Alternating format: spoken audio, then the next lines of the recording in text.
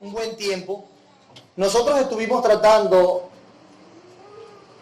el tema del diaconado, del ministerio diaconal. Y yo quisiese hacer referencia a algunas verdades que dije en aquel momento, porque creo que es oportuna que nosotros las refresquemos, que las tengamos claras en nuestra mente, ¿ok? Y cuando nosotros hablamos del ministerio diaconal, debemos pensar primero en el Señor, definitivamente. Debemos pensar primero en el Señor. No debemos limitarnos al evento histórico, no, que dio origen a este ministerio, como allá se demuestra en Hechos 6. Debemos ir más allá, más lejos, para tratar de desentrañar algunos aspectos teológicos que están detrás de esta labor del ministerio diaconal. Pero antes de seguir, por favor, vamos a orar brevemente. Señor, gracias por tus promesas. Gracias porque tú, Cristo, eres lleno de gracia y verdad. Gracias, Señor. Gracias, oh buen Dios, porque tú preservarás eres la garantía de que confiaremos en ti hasta el fin. Gracias, Señor, porque definitivamente sin tu Espíritu Santo estuviésemos perdidos. Ayúdanos pues en este tiempo también de reflexión y lo que sigue. En el nombre de Jesús. Amén. Como les decía, no debemos limitarnos entonces, cuando hablamos del ministerio diaconal, solamente el evento histórico, sino que debemos ir un poco más allá, para desentrañar algunos aspectos que son importantes, que están detrás de esta labor. La existencia de este ministerio en la iglesia nos revela algo acerca del carácter de Dios. Lo voy a repetir. La existencia de este ministerio en la iglesia nos revela algo del carácter de Dios. Pero también nos revela algo de nuestra condición menesterosa, de nuestra condición necesitada y de la provisión abundante de Cristo para las necesidades de su pueblo. Y si nosotros vamos a apreciar el ministerio diaconal en toda su extensión, debemos contemplarlo a la luz de estas tres realidades reveladas en las Escrituras. Siendo así, este ministerio guarda una relación con el carácter de Dios. Al considerar el origen del diaconado, debemos ver y no buscar solamente en aquellas necesidades del pueblo. Ok, el diaconado existe porque el pueblo necesita. No debemos ver primeramente las necesidades del pueblo, sino más bien en el carácter compasivo y misericordioso de Dios. Debemos poner nuestra mirada allí. El Salmo 34, del 8 al 10, dice que Dios se deleita en hacer bien a su creación, pero de manera especial a su pueblo. Tiene que ver con su carácter. Salmo 34, 8 dice en adelante: gustad y ved que es bueno Jehová. Dichoso el hombre que confía en él. Temed a Jehová, vosotros sus santos, pues nada falta. ¿A quién? A los que le temen. Los leoncillos necesitan y tienen hambre los leoncillos, pero los que buscan a Jehová no tendrán falta de ningún bien. Dios no se preocupa únicamente de las necesidades del alma, sino también de las necesidades del cuerpo. La bondad de Dios cubre la totalidad de nuestras necesidades como seres humanos. La bondad de Dios cubre la totalidad de nuestras necesidades como seres humanos. Los leoncillos necesitan y tienen hambre, pero los que buscan a Jehová no tendrán falta de ningún bien. Hermanos, el ministerio diaconal tiene fundamento en el carácter de Dios. De manera que el diácono es aquel que en el nombre de Cristo, con propósitos y metas bíblicas, hace bien al necesitado y al afligido. El diaconado es mucho más que una agencia de beneficencia humanitaria. No es el servicio social de la iglesia local. Eso no lo es el ministerio diaconal, es más que eso. El diaconado, como bien ha dicho alguien, es una expresión tangible del amor y la bondad de Dios que nos da mucho bien y que nos asegura que Él nos ama. Y que Él está comprometido en proveer para todas nuestras necesidades. Lo voy a repetir. El diaconado es una expresión tangible del amor y la bondad de Dios que nos asegura que Él nos ama y que Él está comprometido en proveer para todas nuestras necesidades. Mis amados, la existencia misma de este oficio debe ser un recordatorio constante de que nuestro Dios es el Dios del necesitado y del afligido. La existencia de este oficio es un recordatorio constante de que nuestro Dios es el Dios del necesitado y del afligido. Cuando vemos al diácono sirviendo como diácono, debemos ver mucho más allá del hombre que está realizando la labor. Mucho más allá. Y aún el diácono, escuche bien, y aún el diácono, en el ejercicio de su función, debe verse a sí mismo bajo esa perspectiva. No se trata de algo de la persona, del hombre que está ejerciendo. No es algo de la propia voluntad del hombre. No es algo de su propia bondad. No se trata de la propia bondad ni siquiera de la iglesia. No. Se trata de la bondad de Dios. Se trata de que la bondad de Dios es la que se está manifestando a través del servicio de estos hombres. De manera que no debemos verlos a ellos, ni debemos ver la bondad de la iglesia. Veamos más allá. Y ustedes deben verse entonces, no como aquellos que tienen una bondad propia, sino que se les ha sido adjudicada por Cristo, para representarles en esta labor de mostrar su carácter bondadoso. Cuando una iglesia se involucra en ayudar al necesitado, no debe alabarse a sí misma. Ay, nosotros ayudamos a muchos, qué buenos somos, y hacemos una gran publicidad de aquello. Cuando una iglesia se involucra en ayudar al necesitado, no debe alabarse a sí misma. Debe más bien alabar la misericordia y el amor de Dios. Todo lo que en el mundo se hace es para la gloria de Dios. Todo lo que el cristiano hace ha de hacerse para la gloria de Dios. Romanos 11:36 dice, porque de Él y por Él y para Él son todas las cosas. A Él sea la gloria por los siglos de los siglos. Mis amados, es por falta de una visión teocéntrica que muchas personas ven el diaconado como un oficio que se ocupa de cosas terrenales, en contraposición al ministerio pastoral, que sí se ocupa de cosas espirituales. Pero las cosas no son así. No, mis hermanos. Cuando vemos estas obras de misericordia, desde un punto de vista teológico correcto, entendemos que se trata de algo completamente espiritual, la labor de estos hombres. Aun cuando los diáconos se ven envueltos en asuntos prácticos y temporales, pero es profundamente espiritual. Se trata de Dios mostrando su carácter. Se trata de Dios mostrando su carácter. Es espiritual y mucho.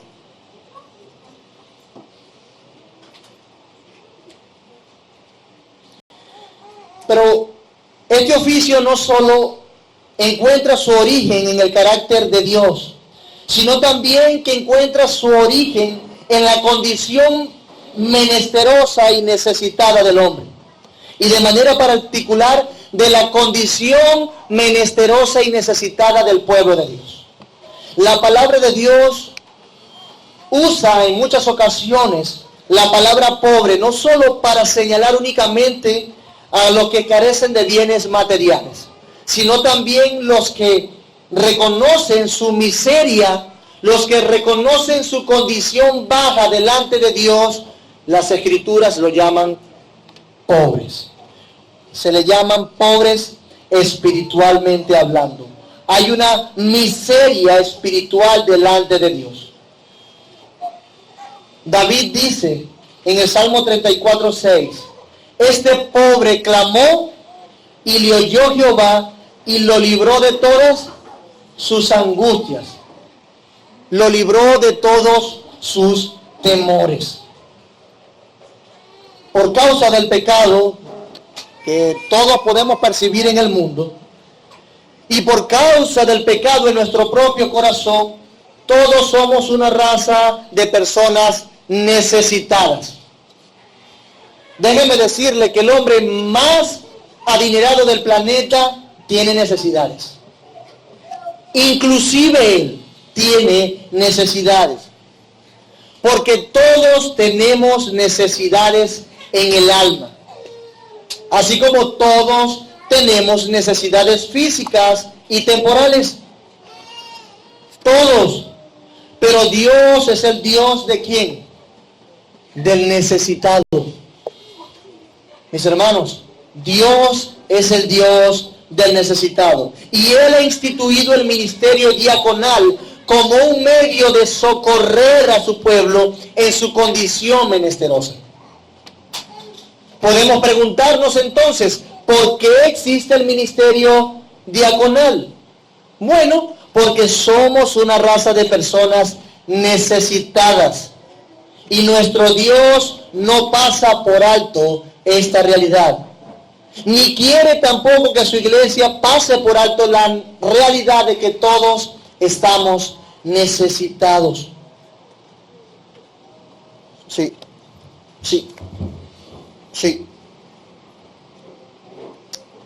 Una iglesia que no se ocupa debidamente de los pobres, escúchese bien, iglesia, una iglesia que no se ocupa debidamente de los pobres está representando a nuestro Dios de una manera inadecuada.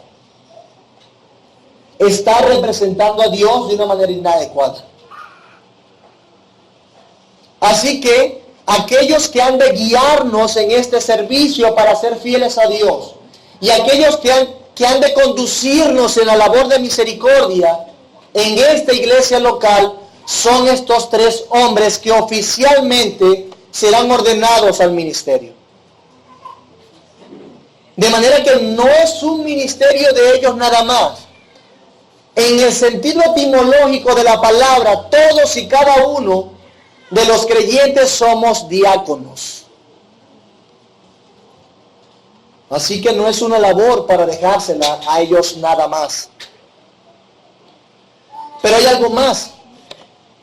Este misterio no solo encuentra su origen en el carácter de Dios y en la condición menesterosa de su pueblo, sino también en el ejemplo y abundante provisión de Cristo.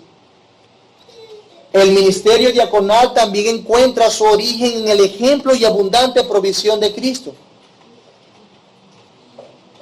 De Cristo se dice, o dice Pedro, mejor dicho, en Hechos 10:39, que anduvo haciendo bienes y sanando a todos los oprimidos por el diablo. Eso lo hacía Jesús. El Señor Jesucristo se ocupó de ministrar a la totalidad del hombre. ¿Ok? El Señor Jesucristo se ocupó de ministrar a la totalidad del hombre.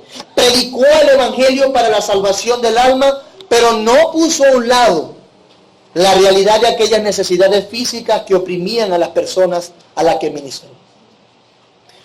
Jesús en todo momento supo mantener un balance en su vida y en su ministerio. Cristo se encargó de consolar al afligido, de sanar a los enfermos, de ocuparse de los pobres. Ese fue el ejemplo de nuestro Señor Jesús. y haced saber a Juan las cosas que oís y veis. Los ciegos ven, los cojos andan, los leprosos son limpiados, los sordos oyen, los muertos son resucitados, y a los pobres es anunciado el Evangelio. Mateo 11, del 4 al 5. Esa era la característica esencial de su ministerio, como también lo describe Lucas 4, 16 al 21. Ahora, noten algo importante aquí, mis amados hermanos. ¿Están conmigo, verdad? ¿O no están conmigo? Noten algo importante aquí. El texto dice que el Mesías habría de ser enviado no a establecer simplemente una agencia de beneficencia, sino más bien a dar buenas nuevas a los pobres. Si bien el Señor se ocupó de las necesidades temporales de aquellos a quienes ministró, nunca perdió la perspectiva correcta en cuanto a la necesidad más profunda del ser humano. ¿Cuál es? ¿La necesidad de qué? De su alma. Nunca perdió la perspectiva, aquella que es correcta. Por encima de todas las cosas, estos hombres y mujeres poseían un alma eterna que salvar. Y todos los esfuerzos de nuestro Señor Jesús al hacer misericordia eran dirigidos a eso. De hecho, cada vez que se involucraban en el bien físico de alguien, lo hacía con el propósito de demostrar de que el rey del reino de los cielos se ha acercado. ¿Y saben qué más? Para decir que el reino de las tinieblas está retrocediendo porque él estaba venciendo todo aquello que causó el pecado. Eso es lo que hacía Cristo. Él sabía que esta persona tenía un alma eterna que salvar, y no se salvarían si no se les predicaba el Evangelio. No basta con hacer misericordia, es necesario que se predique el Evangelio. Si solamente se hacen obras de misericordias, seríamos entonces una perfecta agencia de beneficencia, mas no una iglesia que promueve el bien del alma de la persona y el bien físico de la persona. Jesús se encargó de ambas. Y eso lo vemos aún más claramente, este sentir del Señor, en Mateo 9, 35, 36. Dice ese pasaje que el Señor se conmovió profundamente, como si fuese de sus entrañas, al ver al pueblo que estaba como ovejas sin pastor. ¿Qué hacía Cristo? Cristo enseñaba en la sinagoga, predicaba el Evangelio y sanaba toda enfermedad y dolencia en el pueblo, dice Mateo 9. Una cosa era necesaria hacer sin dejar hacer la otra. ¿Ok? Es lamentable porque algunos ministerios cristianos han perdido la visión en ese sentido. La han perdido totalmente. Inclusive han usado sus ministerios como partidos políticos. La iglesia no es simplemente una agencia de beneficencia humanitaria. No. La iglesia está llamada por encima de todas las cosas a llevar el mensaje de salvación en Cristo a todo el mundo. Por encima de todas las cosas. Pobres y ricos. Porque tanto pobres y ricos necesitan de ese evangelio para la salvación de sus almas. Así que en medio de hacer misericordia y mantener en el orden en la ejecución de la misma, debemos entonces ver que el resultado de nuestra misericordia debe ser predicar y viceversa. Debemos estar interesados principalmente en lo que Dios está interesado, el bien de las almas, no al revés. No podemos hacer misericordia y descuidar el bien del alma de las personas. Cuando Cristo contempló la multitud en aquel día, no únicamente vio un grupo de personas enfermas y empobrecidas. Pobrecitos, son enfermos todos y pobres. No. Él estaba contemplando a un grupo de ovejas desamparadas y dispersas. Un grupo de personas, de ovejas necesitadas urgentemente de un pastor. La iglesia de Cristo, fin de cuentas, el ministerio de la iglesia de Cristo debe ser un reflejo y una imitación del ministerio de Cristo. ¿Ok? La iglesia, el ministerio de la iglesia de Cristo debe ser una imitación del ministerio de Cristo. Él ministró a la totalidad del hombre, no se quedó solamente en una esfera. Pero hay algo más que también es importante. No solo debemos buscar el origen de este ministerio en el ejemplo de Cristo, sino también en la provisión que Cristo ha prometido. En Efesios 5:29 dice el apóstol Pablo: porque nadie aborreció jamás a su propia carne, sino que la sustenta y la cuida, como también Cristo, ¿a quién? A la iglesia. Mi amado hermano, mis hermanos, Cristo está totalmente comprometido a suplir para todas las necesidades de la iglesia. Nuestro Señor Jesús. Yo puedo ser un esposo irresponsable, pero nuestro Señor Jesús nunca será un esposo irresponsable. Él no es un esposo irresponsable. Y precisamente por esa razón, en un momento histórico, guió a sus apóstoles a establecer el ministerio diaconal como parte de su provisión. Como parte de su provisión. Cristo quería que las necesidades de los pobres fuesen atendidas. Padre de viudas, protector de huérfanos. Por eso es que Él proveyó este ministerio. Así lo hizo Él. Alguien dijo al respecto: al considerar el oficio del diácono, la iglesia no necesita ir al pasado para ver qué concilio eclesiástico formuló una doctrina del diaconado que le diera principio u origen. Tampoco debe ir a la tradición, sino a la actividad del Cristo exaltado. No solo dando sabiduría a los apóstoles, sino también equipando a hombres con los dones necesarios para ejercer esta labor y este oficio. He aquí entonces, hermanos, el origen teológico del diaconado. ¿Se origina en dónde? En el carácter de Dios, en la condición menesterosa y necesitada de su pueblo, y en el ejemplo y abundante provisión ¿de quién? De Cristo. Pero es importante también que consideremos el punto histórico. Hechos 6, del 1 al 7, fue el pasaje que leyó nuestro hermano. Hechos 6, del 1 al 7. Y allí no podemos decir que se estableció de una manera acabada el ministerio diaconal. Porque podemos ver que durante el tiempo fue desarrollándose en las iglesias neotestamentarias. Pero lo que debemos decir con confianza de Hechos 6 es que Hechos 6 marca el inicio histórico de este oficio, que luego fue desarrollándose con las subsecuentes directrices apostólicas. Y teniendo su máxima expresión, su expresión más compleja en 1 de Timoteo 3, del 8 al 13, que lo leyó nuestro hermano en la lectura bíblica.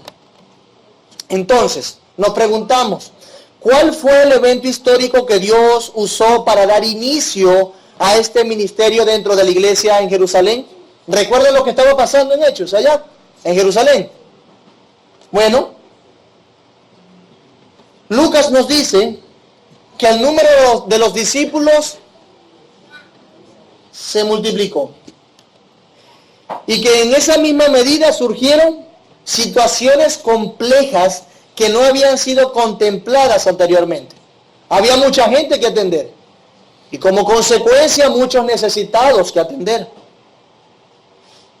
Ya no se trataba de un pequeño grupo, no como la Iglesia Bíblica Colonia Baluarte la Verdad, o como Nueva Vida.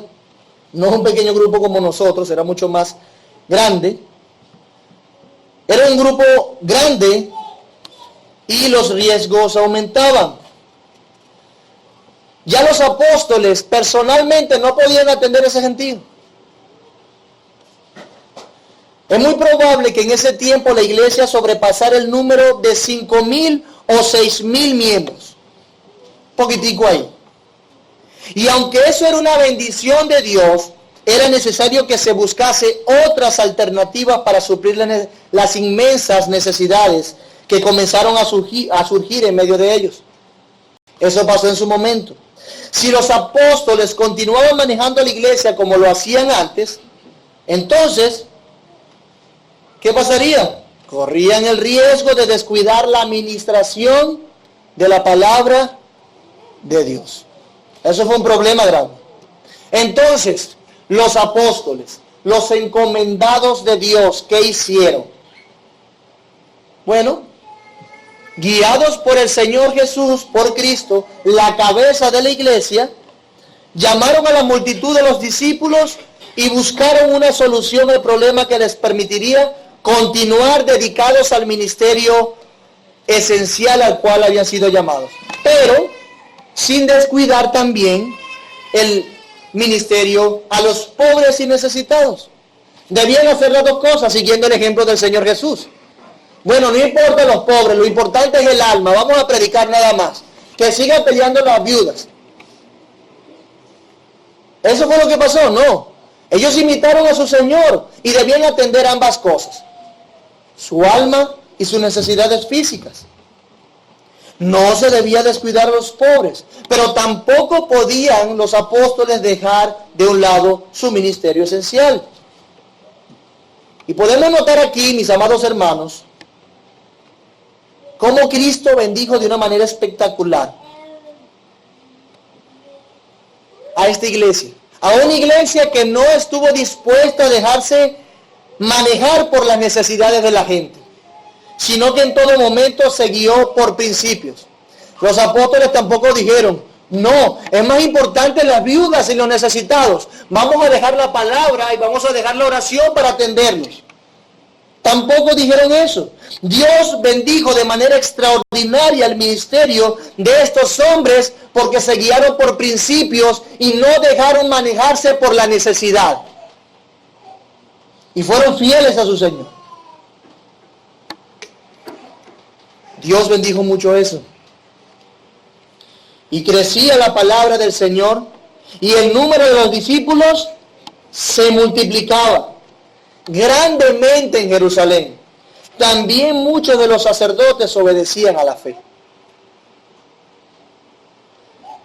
De esta manera, mis amados hermanos, nos damos cuenta del inmenso deseo que tiene el Señor por el bien de las almas de las personas y no solamente del cuerpo. El ministerio diaconal fue establecido para que muchos obedecieran a la fe. ¿Cómo? A través de una exposición diligente de la palabra de Dios. Que aquellos que fueron llamados a la administración de la palabra se dedicaran a ellos. Para que muchos obedezcan a la fe. Y una vez más entra en armonía las dos cosas, el bien del alma y el bien físico de las personas. El bien terrenal, temporal de las personas.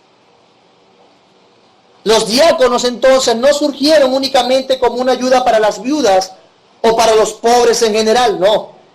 De hecho, ni siquiera podemos decir que esa fue la razón principal por la que este ministerio fue establecido. No fue esa. La motivación principal de la creación de este ministerio fue la de mantener a los apóstoles ocupados en lo que ellos debían estar ocupados. ¿Qué era? La oración y el ministerio de la palabra. Y en la medida que estos hombres se ocupaban de estas cosas, Cristo bendecía a la iglesia. La predicación de la palabra de Dios no debía ser descuidada por cuanto se trata de un asunto vital para la preservación, crecimiento y fortalecimiento de la iglesia. Entonces, podemos preguntarnos también, ¿fue esta medida temporal algo que sirvió únicamente para la iglesia en Jerusalén? ¿Solamente se debe aplicar allí? ¿Qué dice la Biblia? El testimonio bíblico es conclusivo acerca de esto. Se trataba de algo que debía permanecer en la iglesia de Cristo hasta su segunda venida. Y podemos notarlo por cómo se dirige el apóstol Pablo a los de Filipo. En Filipenses 1:1. Él se dirige a los ancianos y a quién más. Y a los diáconos y los saluda. Y primero de Timoteo también nos enseña eso. Debían establecerse no solamente pastores, sino también diáconos para corregir lo deficiente según la carta que Pablo escribe a Tito. Si no hay diáconos es una deficiencia en una iglesia local. De manera que el testimonio bíblico nos enseña que esto es un ministerio que debe permanecer en la iglesia de Cristo hasta que Él venga por segunda vez. Una iglesia establecida según el patrón del Nuevo Testamento ha de ser gobernada por pastores bíblicamente constituidos y cuidada al mismo tiempo por los diáconos. Voy a repetirlo. Una iglesia establecida según el patrón del Nuevo Testamento ha de ser gobernada por pastores bíblicamente constituidos y cuidada al mismo tiempo por los diáconos. Esa es la voluntad de Dios. Por eso es que nosotros estamos aquí y hemos orado y hemos trabajado tanto para llegar a este punto. Esa es la voluntad de Dios para su iglesia hasta el fin del siglo. Es la voluntad de Dios. Pero concluyendo, podemos decir entonces, podemos decir,